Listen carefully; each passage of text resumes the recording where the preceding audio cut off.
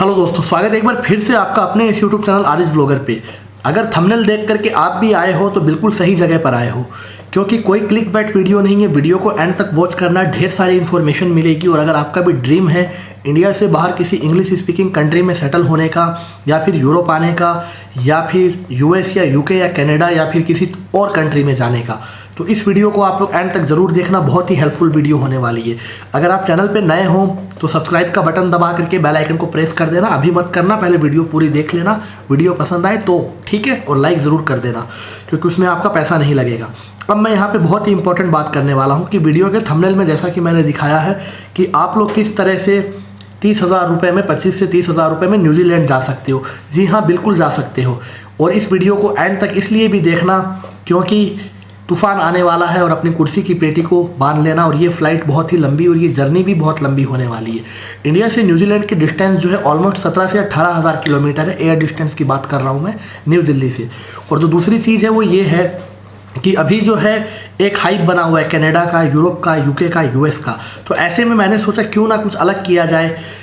Actual में बात यह है कि कनाडा, यूएस, यूके में इतने ज़्यादा इंडियन हो गए हैं कि अगर आप वहाँ पे चले भी जाते हो तो आपको वैसी अपॉर्चुनिटीज़ नहीं मिल पाती है, या अगर आप अपने ड्रीम को पूरा करना चाहते हो तो वहाँ पे ये चीज़ें पॉसिबल नहीं है।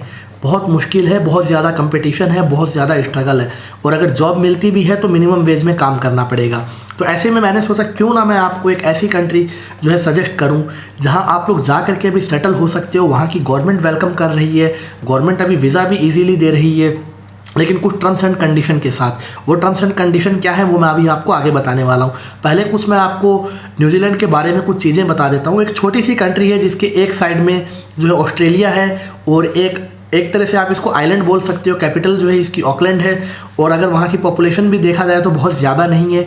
और 100% इंग्लिश स्पीकिंग कंट्री है। हर बंदा वहाँ पे इंग्लिश बोलता है। लोग काफ़ी फ्रेंडली हैं। जब भी आप रोड पे चलोगे, घूमोगे फिरोगे तो हाय हेलो वो आपसे बोलेंगे। इंडियन कम्युनिटी भी वहाँ पे बहुत ज़्यादा नहीं है।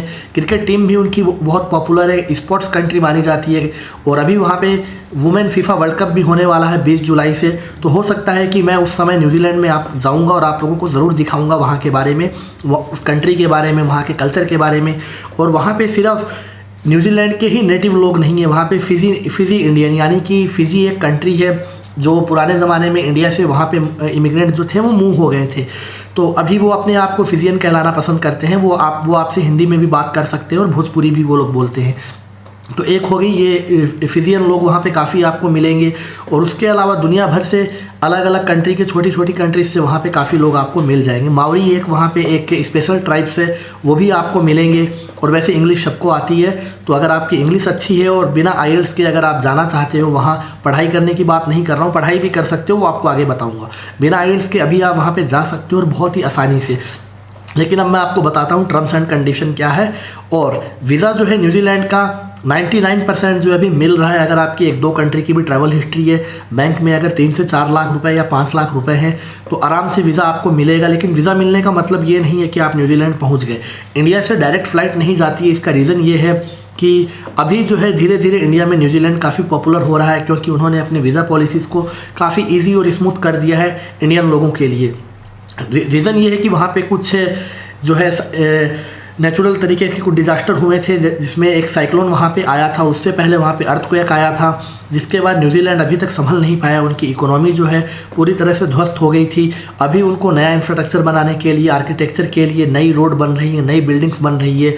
वो अपनी कंट्री को फिर से बिल्ड कर रहे हैं, रीबिल्ड कर रहे हैं। तो ऐसे में उनको वर्कर्स की ज़रूरत है। तो उन्होंने अभी एक रिकवरी वीज़ा प्रोग्राम भी निकाला है, जिसमें 7 दिन में वीज़ा आ जाता है, आप न्यूजीलैंड जा सकते हो, काम कर सकते हो। लेकिन मैं उसकी बात नहीं कर रहा हूँ, ठीक है। यहाँ पे वो एक अपॉर्चुनिटीज़ है आपके लिए, लेकिन वो एक लिमिटेड लोगों के लिए है। और जो दूसरी अपॉर्चुनिटीज़ है वो है न्यूजीलैंड अभी 1 साल का ई वीज़ा दे रहा है। एक वीज़ा पे आप लोग मैक्सिमम 6 महीने तक न्यूजीलैंड में स्टे कर सकते हो। और जो दूसरी चीज़ है, उस वीज़ा पे आप काम नहीं कर सकते हो। तो गुड न्यूज़ क्या हुई अब मैं आपको बताता हूँ। वो वीज़ा न्यूजीलैंड जाने के बाद वहाँ पे कन्वर्ट हो सकता है वर्क परमिट में। अगर नहीं भी कन्वर्ट होता है तो 6 महीने आप रह सकते हो, काम नहीं कर सकते हो। तो 6 महीने बहुत होते हैं। लोग दुबई की या कुवैत जैसी कंट्री में जा करके, या कतर जैसी कंट्री में जा करके भी लोग टूरिस्ट वीज़ा पे 1-1 महीने में, जब उनके अंदर ये कॉन्फिडेंस है कि हम 1 महीने में जॉब खोज सकते हैं, तो 6 महीने तो आई थिंक कि मोर देन अनफ है। और दूसरी कमाल की चीज़ ये है कि न्यूजीलैंड में जो ड्राइविंग साइड है जैसे कि मैं यूरोप में रहता हूँ, तो यूरोप से काफ़ी अलग है वहाँ की ड्राइविंग स्टाइल, बिल्कुल इंडिया की तरह ही है। तो लेफ़्ट साइड जो है वहाँ पे ड्राइविंग है, तो ये काफ़ी इजी है वहाँ पे इंडिया, अगर आप इंडिया से जा रहे हो तो। दूसरी चीज़ ये, जैसे ही जिस दिन न्यूजीलैंड में आप एंट्री करते हो उस दिन से लेकर के 365 दिन तक इंडिया के ड्राइविंग लाइसेंस पे आप लोग गाड़ी चला सकते हो, और उस टाइम पीरियड में आप अपना ड्राइविंग लाइसेंस कन्वर्ट करवा सकते हो। लेकिन 1 साल बिल्कुल लीगल तरीके से बिना किसी प्रॉब्लम के वहाँ पर आप ड्राइविंग कर सकते हो, ठीक है। और एक बहुत ही छोटी कंट्री है, और कंट्री जो है एक तरह से 2 आइलैंड में बटी हुई है, एक साइड अलग, दूसरी साइड अलग। बीच में जो है समुंदर है, उसे क्रॉस करके आप लोग दूसरी साइड जा सकते हो, तैर के जाने की बात नहीं कर रहा हूँ मैं। और जो दूसरी चीज़ है यहाँ की वीज़ा जो है अभी 1 साल का मिल रहा है, और जब हम लोग अप्लाई करते हैं वीज़ा तो वो ज़्यादातर मल्टीपल एंट्री वीज़ा ही दे रहे हैं 1 साल की वैलिडिटी के साथ। और साथ में अगर आप वहाँ पे पढ़ाई करना चाहते हो तो वहाँ पे जाने के बाद 3 महीने तक आप कोई भी एजुकेशनल कोर्स वहाँ पे ले सकते हो। उसकी फ़ीस वगैरह आपको यूनिवर्सिटी से पता करना पड़ेगा जब एक बार आप वहाँ पहुँच जाओगे, या इंटरनेट पे भी आप जो है इंक्वायरी कर सकते हो कॉल वगैरह करके, कॉल या ईमेल के थ्रू। लेकिन हाँ, वीज़ा कन्वर्ट हो जाएगा। और दूसरी चीज़ ये है कि अब यहाँ पे थोड़ा सा ड्रॉबैक क्या है वो मैं आपको बताता हूँ। वीज़ा आपको मिल जाएगा, इंडिया से डायरेक्ट फ़्लाइट नहीं, कनेक्टिंग फ़्लाइट आपको लेनी पड़ेगी वाया सिंगापुर, या फिर दुबई से आपको फ़्लाइट लेनी पड़ेगी। सिंगापुर से जो बहुत से लोग जा रहे हैं, इंडिया से कोई प्रॉब्लम नहीं है, फ़्लाइट में चढ़ने दिया जा रहा है। लेकिन सिंगापुर में जब उनकी कनेक्टिंग फ़्लाइट होती है आगे के लिए, ऑकलैंड के लिए या वेलिंगटन के लिए, क्राइस्टचर्च के लिए, तो वहाँ पे प्रॉब्लम ये है कि इमिग्रेशन वाले जो है काफ़ी लोगों को, इंडियन को डिपोर्ट कर रहे हैं। क्यों कर रहे हैं ये भी मैं आपको भी बताता हूँ। जैसा कि पहले यूक्रेन से भी, यूक्रेन का ई वीज़ा था पहले, लेकिन बहुत से इंडियन डिपोर्ट होते थे। अगर फॉर एग्जांपल 100 लोग आ रहे हैं तो 100 में 40 पक्के डिपोर्ट होते थे। तो ये बहुत बड़ा जो है डिपोर्टेशन अगर देखा जाए तो रेशियो है। वीज़ा सबको मिल रहा था, 100 के 100 लोगों ने अगर अप्लाई किया तो वीज़ा सबको मिला। वो यहाँ तक आए भी, लेकिन एयरपोर्ट से उन्हें वापस जो है इंडिया भेज दिया गया। तो सिंगापुर में भी यही हो रहा है, एयरपोर्ट से उन्हें वापस भेज दिया जा रहा है। मैं सिंगापुर में काफ़ी रहा हूँ, लेकिन सिंगापुर की जो पॉलिसीज़ है वो काफ़ी स्ट्रिक्ट है, रूल्स एंड रेगुलेशन काफ़ी स्ट्रिक्ट है। अगर उन्हें थोड़ा सा भी कुछ लगता है कि ये बंदा जाके वापस नहीं आएगा, क्योंकि सिंगापुर में भी इंडियन लोगों ने अपनी इमेज जो है बहुत अच्छी नहीं बना रखी है। बहुत से लोग टूरिस्ट वीज़ा लेकर के जाते हैं और वापस नहीं आते, वो लोग जो है ब्लैक में या इलीगल तरीके से वहाँ पे काम करने लगते हैं। तो उन्हें पता है कि इंडियन जो है वो अगर न्यूजीलैंड भी जा रहे हैं यहाँ से तो वापस नहीं आएंगे। और जो दूसरी चीज़ है वो ये है कि वीज़ा है आपका 7 दिन का, और आप लोग जो है वहाँ तक जब न्यूजीलैंड बंदा जा रहा है 7 दिन के वीज़ा में 7 जन्मों का आप लोग सामान लेके जा रहे हो। मैंने काफ़ी सारे वीडियोस देखे हैं जिसमें 10-10 पैकेट सरफ लोग जो है लेकर के जा रहे हैं, डिटर्जेंट पाउडर की बात कर रहा हूँ मैं। और उसके अलावा आटा लेकर के जा रहे हैं, चावल लेकर के जा रहे हैं। भाई आप वहाँ पे टूरिस्ट वीज़ा पे उनको आप घूमने जा रहे हो उस कंट्री में, वो कंट्री वीज़ा इसलिए दे रही है क्योंकि वो चाह रही है कि उनका इकोनॉमी थोड़ा सा बूस्ट करे। लेकिन अगर उन्हें ये लग रहा है कि भाई वीज़ा दे दिया, ये बंदा तो आकर के बूस्ट करने की बजाय हमारे रिसोर्सेज यूज़ करेगा, यहाँ पे काम करना चाहता है, 100% वो डिपोर्ट करेंगे। अगर उनकी जगह इमिग्रेशन ऑफिसर होते और आपकी कंट्री में इस तरह की एक्टिविटीज़ हो रही हों, बिल्कुल जैसा कि अगर रोहिंग्या मुस्लिम या फिर बांग्लादेश से कोई भी आता है तो हमें भी नहीं पसंद है ये चीज़ इंडिया में। अगर इलीगल आकर के कोई इमिग्रेंट्स इंडिया में रहता है तो हमारे लोगों को जॉब नहीं मिल रही है। अगर दूसरा आकर के हमारे रिसोर्सेज यूज़ करता है, हमारी अपॉर्चुनिटीज़ पे हाथ डालता है, तो बिल्कुल हमें भी बुरा लगेगा। तो ऐसे में न्यूजीलैंड तो अभी क्राइसिस से जूझ रहा था, वो फिर से बाहर निकलना चाह रहा है, अपने आप को रीबिल्ड करना चाह रहा है, और ऐसे में वो वीज़ा भी 1-1 साल का दे रहा है। तो आप लोग जेन्युइन इंटेंशन दिखाइए, वो मुझे भी पता है और आपको भी पता है, वहाँ पे जाने के बाद आप लोग वापस नहीं आने वाले हो। लेकिन एट लीस्ट एयरपोर्ट पे आप लोग इस तरीके से जाओ, सोबर बन के, थोड़ा लगना चाहिए कि ट्रैवलर हो आप। और वो लोग पैसे भी चेक करते हैं, अकाउंट में आपके पैसे नहीं है। मैंने देखा है, एक तो सोशल मीडिया पे ज्ञान फैलने वाले इतने लोग हैं जिनका खुद का बैंक बैलेंस 2 डिजिट का होता है और वो बात करते हैं इंडिया की जीडीपी कैसे सुधरेगी।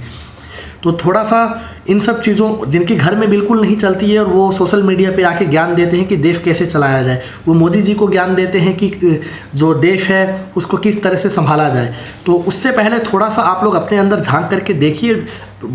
किसी ने बहुत सही कहा है कि लोग बड़े देशों में आ गए अपनी छोटी सोच को लेकर के। तो इन सब चीज़ों से थोड़ा बाहर निकलो जब टूरिस्ट वीज़ा पे आप जा रहे हो। इसीलिए फिर आपको कोई कंट्री जो है वीज़ा नहीं देती है, वीज़ा मिलने में मुश्किल होता है। जैसे यूएस है, कनाडा है, यूके है, क्यों इतनी प्रॉब्लम्स होती है इंडियन को? रीज़न यही है कि या तो वो फेक डॉक्यूमेंट्स यूज़ करते हैं, वीज़ा अप्लाई करते टाइम वीज़ा मिल जाता है, फिर उन्हें कनाडा से, यूएस से, यूके से वापस भेजा जाता है, या फिर वो डोंकी लगा करके मैक्सिको के थ्रू या फिर ग्वाटेमाला के थ्रू या फिर ब्राज़ील के थ्रू वो लोग जाते हैं और फिर वापस आते हैं। तो हर कंट्री को पता है कि एशियंस को, सिर्फ मैं इंडियन की बात नहीं कर रहा हूँ, पाकिस्तानी, बांग्लादेशी, ये भी काफ़ी जो है क्वांटिटी में वहाँ पे जाते हैं। तो ऐसे में जब न्यूजीलैंड आपको वीज़ा दे ही रहा है तो भाई आपको फिर गलत काम करना है क्यों? आप वहाँ पे लीगल तरीके से जाइए, बिल्कुल सही इंटेंशन दिखाइए और इंग्लिश आपको आनी चाहिए। जाहिर सी बात है कि अगर आपको इंग्लिश नहीं आती है, वीज़ा मिल गया और जब आप न्यूजीलैंड पहुँचते हो वहाँ पे आपसे पूछा जाएगा आप क्यों आए हो, कहाँ कहाँ घूमोगे, कंट्री के बारे में आपको घंटा नॉलेज नहीं है और आप जा रहे हो न्यूजीलैंड, वीज़ा मिल गया, फ़्लाइट करवा ली। और दूसरी चीज़ ये, अगर आपको न्यूजीलैंड से डिपोर्ट किया जाता है तो आपका बहुत बड़ा नुकसान होने वाला है, क्योंकि इंडिया से न्यूजीलैंड की फ़्लाइट लगभग एक साइड की 1 लाख रुपए की और आपको रिटर्न टिकट भी लेके जाना है। अब बहुत से इंडियन है वो रिटर्न टिकट नहीं लेके जाते और आपका है टूरिस्ट वीज़ा, वीज़ा की वैलिडिटी 1 साल है, लेकिन आपको उन्हें दिखाना ये पड़ेगा हम 7 से लेकर 10 दिन तक घूमने आए हैं। उसका रीज़न ये है, न्यूजीलैंड अगर कोई टूरिस्ट जाता है तो आई थिंक कि 10 से 14 दिन में पूरी कंट्री को एक्सप्लोर कर सकता है, इतनी सी कंट्री है। तो ऐसे में आप लोगों को कुछ चीज़ें ध्यान में रखना है जब भी आप जाओ। एक तो लगेज आपको ज़्यादा नहीं लेना है अपने साथ में, उतना ही लेके जाओ। 7 दिन की ट्रैवलिंग है तो 7-8 दिन का सामान आपके पास हो। ऐसा तो है नहीं कि न्यूजीलैंड में अकाल पड़ रहा है वहाँ पे सामान नहीं मिलेगा, सब कुछ मिलता है। एक बार चले जाओ, पहुँच जाओ, उसके बाद सब कुछ हो जाएगा। वापस अगर डिपोर्ट किया जाता है तो सीधा सीधा लाख रुपए का आपका लॉस है। लाख रुपए का वो लॉस है, ट्रैवल हिस्ट्री ख़राब होगी, वीज़ा कैंसिल होगा, फिर जो वीज़ा है उस वीज़ा पे आप दोबारा भी नहीं जा सकते हो। 1 साल का वीज़ा मिला और अगर आपको वहाँ से डिपोर्ट कर दिया गया, एंट्री डिनाई कर दी गई, उस वीज़ा पे आप दोबारा ट्रैवल नहीं कर सकते। और जब दोबारा वीज़ा अप्लाई करोगे तो वो पूछेंगे आपसे have you ever applied New Zealand visa, वहाँ पे आपको येस करना पड़ेगा। और फिर पूछेंगे क्या आपको किसी कंट्री ने डिपोर्ट किया है, तो उसको भी येस करना पड़ेगा और फिर आप उसी कंट्री के लिए अप्लाई करोगे, कभी वीज़ा नहीं मिलेगा। और उसके अलावा फिर आपको ना न्यूजीलैंड से अगर डिपोर्ट हो तो ना ऑस्ट्रेलिया वीज़ा देगी, ना कोई अच्छी कंट्री देगी। तो ये एक ड्रॉबैक है। वीज़ा मिल रहा है तो अच्छे से जाइए और अपने इंग्लिश स्किल्स पे थोड़ा सा काम कीजिए, क्योंकि वहाँ पे सवाल जवाब आपसे इंग्लिश में होंगे। और डिपेंड करता है, अगर आपकी ट्रैवल हिस्ट्री अच्छी है, आपने पहले अगर इमिग्रेशन क्लियर्स किए हैं तो आपको डरने की कोई ज़रूरत नहीं है। वो कोई आपको फांसी पे नहीं लटकाएंगे, वो आपसे नॉर्मल क्वेश्चंस करेंगे, कंट्री के बारे में, क्यों आए हो, कहाँ घूमोगे। ट्रैवल आइटनरी होनी चाहिए, ट्रैवल इंश्योरेंस आपके पास होना चाहिए, रिटर्न फ़्लाइट टिकट होनी चाहिए। इसके अलावा अगर आपके पास अकोमोडेशन की बुकिंग है, वेल एंड गुड है, उससे उन्हें ये एश्योरिटी हो जाती है ये बंदा आया है तो इसके पास सारा इंतज़ाम है। और हो सकता है तो अपने साथ कुछ कैश भी लेके जाइए, डॉलर ले जाइए या फिर यूरो ले जाइए, पाउंड ले जाइए। और साथ में अगर क्रेडिट कार्ड भी है तो वो भी बहुत अच्छी चीज़ है, वो एक आपके लिए प्लस पॉइंट है। और रिटर्न फ़्लाइट टिकट होना मस्ट है, भले ही आप उस टिकट को वहाँ जा करके कैंसिल करवा देना, थोड़े बहुत पैसे काट के आपको वापस मिल जाएंगे। वापस डिपोर्ट होने से तो अच्छा है कि 5-10 हज़ार का नुकसान हो।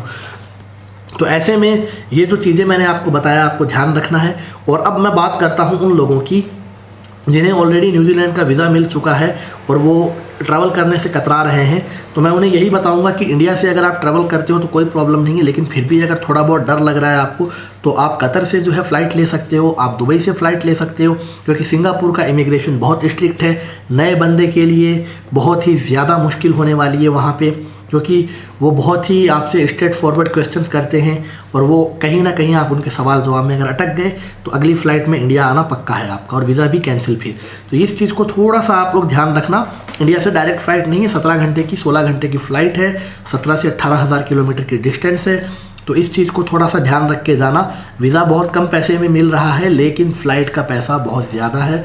और उसके अलावा न्यूजीलैंड सस्ती कंट्री नहीं है, बहुत ज़्यादा एक्सपेंसिव है। एक और मैं आपको इंटरेस्टिंग फैक्ट आपको बताता हूँ न्यूजीलैंड के बारे में। वहाँ पे किसी भी चीज़ का MRP नहीं होता है, ठीक है, किसी भी चीज़ का फिक्स प्राइस नहीं है। फॉर एग्ज़ाम्पल अगर कि मैं ये ख़रीदने जाता हूँ, जैसे ये कैमरे का मेरे कैप है, लेंसकैप, तो इसका प्राइस हो सकता है कि आज $2 है और कल जो है इसका $5 हो या $1 हो। तो लोग वहाँ पे शॉपिंग करने से पहले चेक करते हैं प्राइस अलग अलग स्टोर में जा करके। तो इस चीज़ को आपको ध्यान में रखना है। वहाँ पे MRP नाम की कोई चीज़ नहीं है। और उस कंट्री में एक तो लिजर्ड जिसको छिपकली बोलते हैं, छिपकली भी वहाँ पे नहीं है। और स्नैक भी उस कंट्री में, सांप बिल्कुल भी नहीं है। ऐसा माना जाता है कि 0 पॉइज़न है उस कंट्री में। तो अगर आप लोग सांप से डरते हो और आप लोग छिपकली से डरते हो तो आपके लिए एक बहुत अच्छी डेस्टिनेशन है न्यूजीलैंड। और मिनिमम वेज की अब मैं बात करता हूँ कि भैया चलो ठीक है, सारी बात हो गई, पहुँच गए न्यूजीलैंड, पैसे कितने मिलेंगे। तो वहाँ पे जो मिनिमम आपकी सैलरी होगी 30 न्यूजीलैंड के डॉलर होंगे। एक न्यूजीलैंड का डॉलर 50 से 52 रुपये रहता है, यानी 1500 से 1600 रुपये आपको पर घंटे आपको मिलने वाले। पर मिनट बहुत ज़्यादा हो गया, पर घंटा आपको मिलेगा, तो आप लोग जा सकते हो, सेटल हो सकते हो। बस आपकी इंग्लिश स्किल्स अच्छी होनी चाहिए, कम्युनिकेशन स्किल्स अच्छी होनी चाहिए और थोड़े से कॉन्फिडेंट होने चाहिए। और सामान वगैरह ज़्यादा नहीं लेके जाना है, बस इतना ले जाइए उन्हें लगे कि बंदा जेन्युइन ट्रैवलर है। एक बैकपैक हो तो आई थिंक कि बहुत अच्छा होगा, जिसमें 15 से 20 किलो सामान आता है। कपड़े जब भी मैं ट्रैवल करता हूँ, मैं कभी भी कपड़ों का बोझ अपने कंधों पे नहीं लाता हूँ। एक कैमरे की बैग होती है जिसमें मेरा ड्रोन, 3-4 कैमरे, और उसके अलावा दूसरे में मेरे कुछ ज़रूरी सामान। 4 जोड़ी कपड़े बहुत होते हैं, 2 जीन्स हो गई, 2 टी-शर्ट हो गई। कपड़े दुनिया में कहीं भी खरीदो थोड़ा बहुत ही फ़र्क रहता है, मिल जाएंगे वहाँ पे भी, ठीक है। वहाँ पे आप जो है पूरी ज़िंदगी के लिए सेटल होने नहीं जा रहे हो, मुझे पता है, लेकिन ऐसा आपको इमिग्रेशन वालों को नहीं दिखाना है, समझ गए। तो ये चीज़ थी। अगर आपको न्यूजीलैंड का वीज़ा चाहिए, आप मुझे कांटेक्ट कर सकते हो इंस्टाग्राम पे। इंस्टाग्राम आईडी आपको नज़र आ रही है। रिप्लाई ना मिले तो परेशान मत हुआ करो, कुछ लोग धड़ाधड़ कॉल करने लगते हैं। जो टाइम देख लिया करो इंडिया के और जहाँ मैं रहता हूँ यहाँ के टाइम में 2.5 घंटे का फ़र्क है। इंडिया में जब 10 बज रही होती है तो मैं सो रहा होता हूँ उस टाइम, और लोगों के कॉल आने धड़ाधड़ शुरू हो जाते हैं। न्यूजीलैंड का वीज़ा आपको मिल जाएगा, ठीक है, अगर आपकी ट्रैवल हिस्ट्री है। मैं ये नहीं बोल रहा हूँ कि 100% मिल जाएगा, 99% आपको वीज़ा मिल जाएगा। और जो दूसरी चीज़ है, अब आप वहाँ पे पहुँचो ना पहुँचो, ये आपकी किस्मत की बात है। आपके अंदर अगर वो गट्स हैं तो आप न्यूजीलैंड पहुँच सकते हो।